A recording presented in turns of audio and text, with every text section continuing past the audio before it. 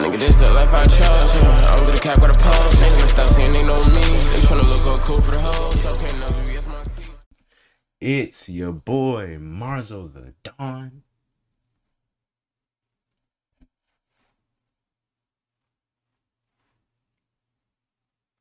Back at y'all with another video, and today I'm gonna be telling y'all about my flirtationship story. So this all takes place like probably a year ago. This is probably one of the most recent story times I've ever told on this channel. But yeah, this takes place a year ago, and this is me just starting 11th grade, bro. Now for context, in high school, my last quote-unquote relationship was in 9th grade. I mean, this girl, we met up in 8th grade, started dating in like the end of 8th grade, broke up at the start of 9th grade. If you want me to tell that story, put it in the comments below.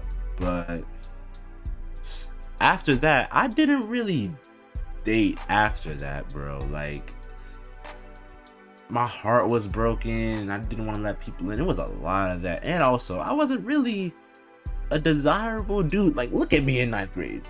Oh my god, bro. Oh, hell no, man. What the fuck, man? Get your ass on, boy. You get your goddamn ugly ass. That is just ugliness right there. That's nasty. But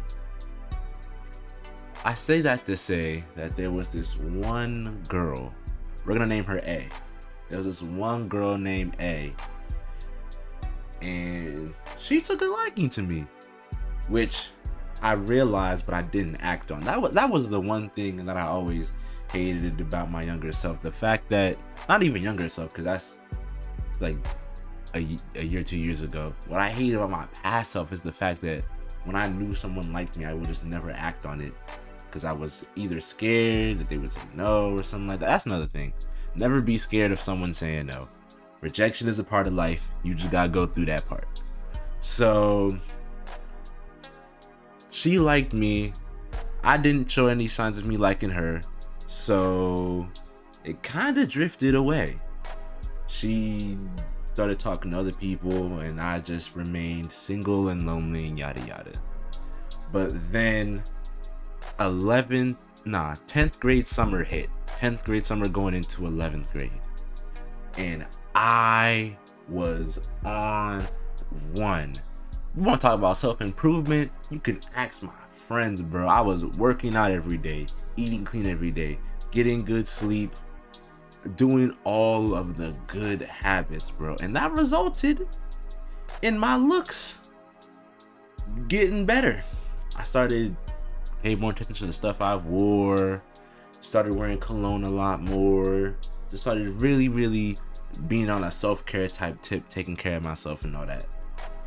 And as a result, A saw me, we started talking again, and I'm gonna show y'all what happened.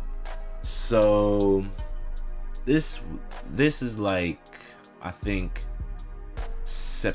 definitely September for sure. This is like 2 weeks after we just got back to school, and we're set to go on this like college trip where we're supposed to look at colleges at this other high school called North Point.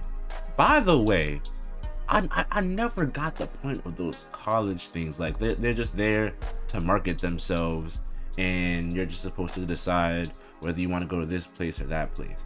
I really didn't like it, nor did I understand it. Like, why don't you just do your own research? But my mom said that it was a good thing to do, so she made me go, and I was like, okay, cool. A was also there, so we get to talking, and we're talking about like some pretty deep topics. That's one thing about me. When I get into deep topics, that's when I get passionate. That's when like the kind of like realer me starts coming out, when we start getting into deep topics. And she's talking about what she wants to do, I'm talking about what I want to do, giving her some pointers and stuff like that. What I didn't realize in all of me doing that was me and her never broke eye contact once. And back when me and her were quote unquote talking a year and a half ago, I remember her saying she likes eye contact. See, now way back then I used to not give people eye contact. I used to just look around, yada yada. But now, since I've improved myself and I've started looking people in the eye a lot more, she noticed that, and she was like, keep on staring at me. And I was like, I'm not staring at you, I'm just talking with you, conversating with you. And she's like, it's okay, because I'm staring at you too. That was flirty. And I was like, oh, okay. Now that should have been the first hint for me to be like, likes you. But I was too focused on, one, our conversation, and two, like, what colleges we're gonna see, because I thought they were good. It was gonna be like some bad, horrible colleges. So fast forward through the whole college thing, and we get back to school. Now, the way it worked was, when we got back, lunch was already over for the majority of the kids in the school, but they didn't want us to like go hungry. So they were like, oh, we're gonna make y'all have lunch at like 1 a.m. or something like that. And we were like, okay, cool. So we get to the lunch table. I'm with my boy at the time. I'm gonna call him I, because I'm gonna call him I because I don't want to leak his name out there. But I'm with my boy I, and A comes over and sits at our table. Now she sits with him, and all three of us are just talking. And as we're talking, I make a joke, and I'm like, I see y'all two over there, yada yada, making just like random jokes, just like, oh, I see y'all two over there, like they're dating. She got up so fast and sat right by me. Second hint, bro. That's the second hint, bro. And then, so she's sitting by me, we're getting closer, we're talking, yada yada, and then we go back to our 8th period. Now, mid 8th period, as I'm doing Spanish work, right? I hate Spanish, by the way. That's something we could get into, bro. I hate Spanish so much. But doing a little Spanish work, mid me doing it, I get a text from A, and she's like, I have something to talk with you about. It's serious. Now, anytime I get a it's serious text, it's either 1, someone's looking for advice, 2, just some random bullcrap that they thought was important, or 3, it's actually something serious. So I'm like, okay, you're gonna tell me at the locker? And she was like, yeah, just be at your locker and I'll tell you. And I was like, okay, cool. So after the Spanish class, I go to my locker, because my Spanish class was situated in a trailer, so I had to go out the trailer back into the school. As I go to my locker, I see her nowhere. I'm like, damn, she really stood me up. So I was like, frick it. I got my stuff, went into the car, and I drive off. As I drive off, I get a text from A, and she's like, I have something to tell you, ... And then the little text bubbles, you know, like when someone's texting, like the little 3 text bubbles, that was what was going. And I was like, okay, I don't know what's going on, but okay. And basically, to sum up the paragraph that she sent me, the real paragraph, she said, I like you. Now, I'm flabbergasted. Car stops, I'm flabbergasted. I'm like, I'm looking at my phone like, huh? Like, I'm confused, bro. I'm confused. And I didn't know what to say. So what I said was something along the lines of, "For real, you like me?" She was like, "Yes, I realized it when yada yada happened and whatever." And the text I sent after that was something along the lines of, "You won't really be showing it though." And she was like, "How?" And I was like, "I don't know, you just don't be showing it." This was 300 IQ plays, because what I was saying with this was, you're saying you like me, you don't show it, you should try harder. 300 IQ. 300 IQ. So next day comes in and she's like, "Try harder, huh? Bet." So I get to my locker. She's there.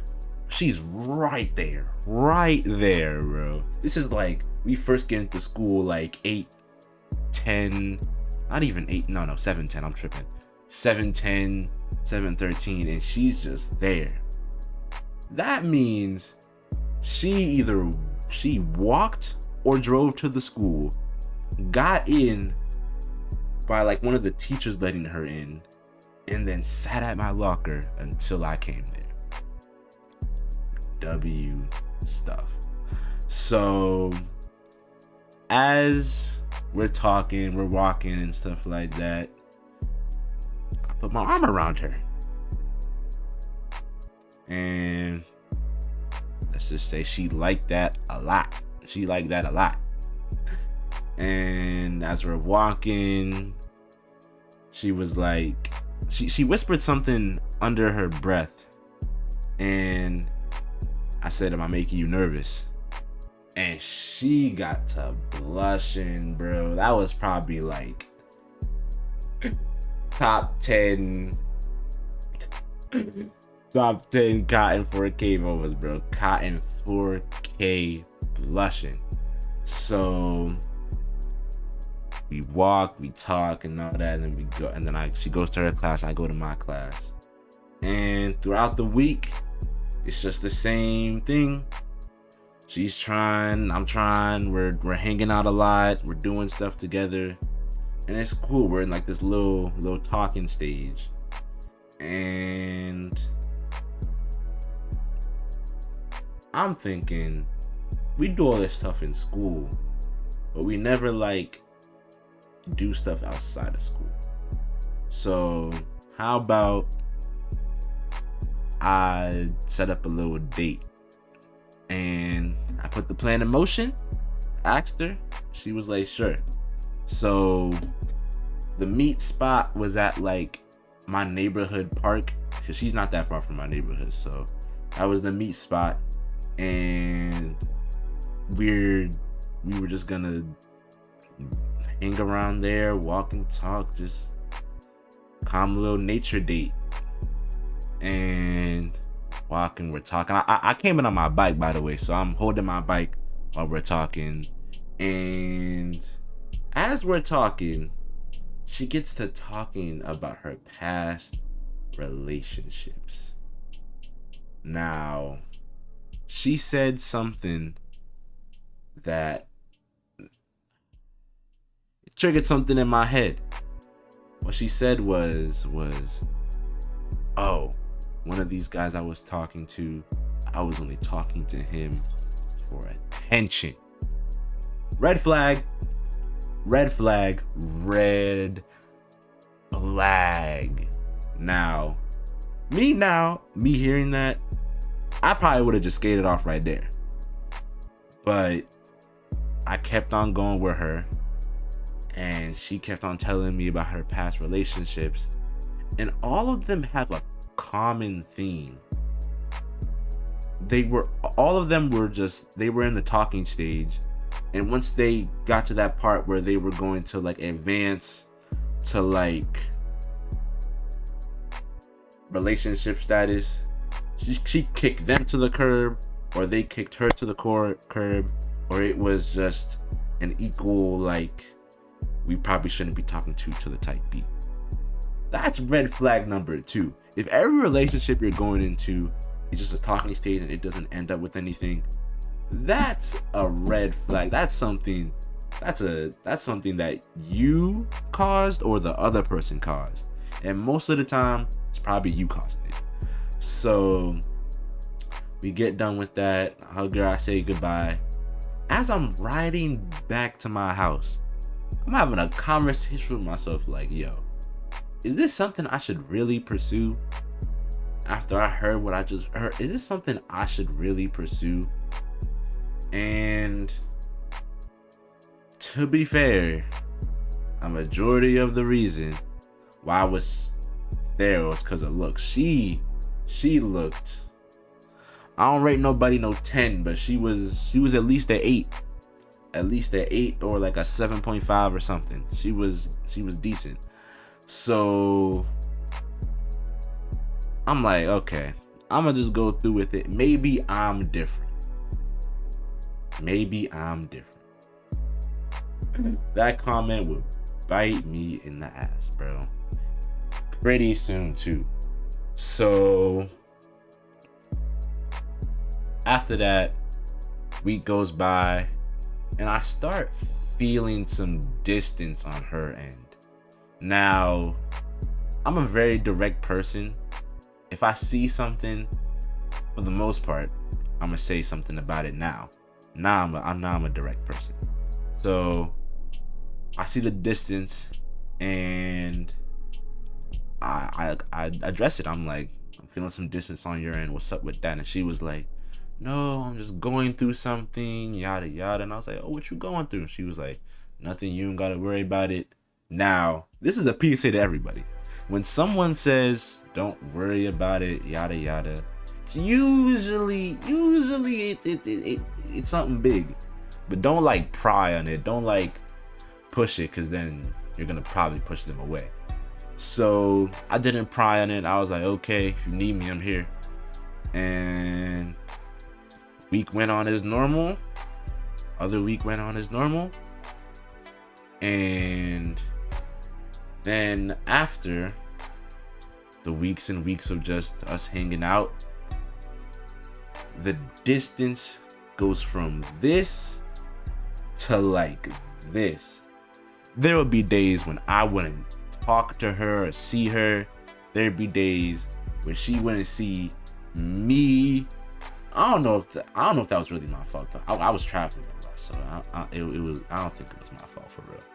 But there'd be days when I wouldn't see her. We'd be in the same building. There'd be days where I'd text her and I wouldn't get a text back until like a day or something like that. And after a while, I was like, it's only a matter of time before I get that text. You know exactly what text I'm talking about. So it's like 8 o'clock at night. I'm probably like eating some dinner or something like that. And my phone gets a notification. I look at it and it says, hey, I think we should just be better off as friends. Now, in that situation, what would y'all do? Put in the comments what y'all would do. What I did was, as soon as I saw that notification, I deleted her number. I blocked her on everything. And I ejected all of my feelings for her. So by tomorrow, I wouldn't even recognize her as a person. And you're probably wondering, Marzo, you're being a little bit too harsh. No, I'm not. Here's the thing about me. You can play with my money. You can waste my money. You can waste clothes. You can waste all these materialistic items. But when you waste my time, that is when I cut you off immediately. And y'all should be the same way. If someone's wasting your time, cut them off. Cut them off. So I do that. And then the next day, oh, this video is actually getting a little long. I'm gonna hit y'all with a part 2 though. Trust, I'm gonna hit y'all with a part 2. That's it. Again, I'm gonna leave my man's Jay Shawty's channel in the description. Sub to my boy Jalen. And it's been your boy Marsothadon. And I'm out. Peace. Hop on the beat, bitch, I'm locked in. Glizzy on me, Lil Quan got him boxed in. Big 4-5, no boxing. That's fat, little nigga, I ain't rockin'.